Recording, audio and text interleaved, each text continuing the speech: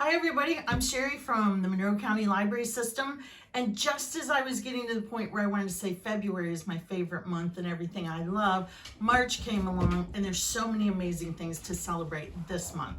So first and foremost, I want to talk about March is reading month. So as you can see, I am surrounded by amazing books, and as a way to celebrate reading month, somebody from the library is going to read a story out loud on film every night this month. So tune in every night to our Facebook page and you can see somebody reading. I'll be reading Festival of Colors, a book that celebrates Holi, which is the Indian celebration of spring and colors. I have a lot of books from India that I want to mention. This is the one that I'll be reading. Holi is celebrated on March 18th this year, and it is a time to blow out all the stale air of winter and welcome all the colors of spring. We're not quite there yet, but we're getting there because spring officially begins on March 21st. Holi is a celebration that uses all the colors that we start to see, the reds, the blues, the greens, coming back to life and coming in. So tune in and you can hear me read that book. You can also check out Festival of Colors and more books about Holi from the library, as well as incredible books about all of India. Some of you may remember I talked about When You Trap a Tiger, which was last year's Newbery winner. It's about a girl whose family has come from India. She now lives in America, but her grandmother is very sick, and they begin to spend more and more time together with her grandma, telling her stories all about tigers, and a particular tiger that seems to be more than just a story.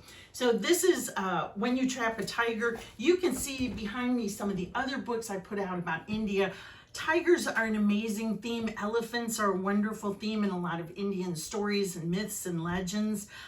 If any of you have seen The Jungle Book, I think I have a copy somewhere, that came from a story that was written about animals in experiences in India. So here's my Jungle Book. Wanted to mention that one. The Night Diary is also an amazing story about a young girl in India during World War II. And one of my favorite books that I discovered related to India is not only an autobiography of Gandhi, who was one of the first practitioners of nonviolent protest trying to free his country from British rule. It is from a series called Show Me History that is all graphic.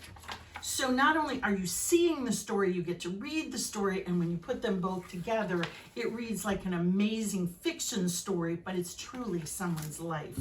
We, of course, have wonderful books about the country in general. So there are cookbooks and craft books and art books, nonfiction books that explore all different countries. Besides India this month, of course, we're also celebrating Ireland. St. Patrick's Day is March 17th. Some of you might be familiar with that celebration of Irish history and Irish culture. We have, again, craft books and nonfiction books and so many wonderful choices. I also want to mention that all month long, not only is it reading month, it's Women's History Month. You can see that I've put out some books. Here's one about Barbara Jordan. Here's one about the doctor who helped create the vision machines that help people's diagnosis for glasses. Up top here, I have the She Persisted series. It is my favorite series about women's history because on each and every page, it tells you about an amazing woman in a short essay, but then you can go read so much more about them or find out more about them through library resources and internet databases.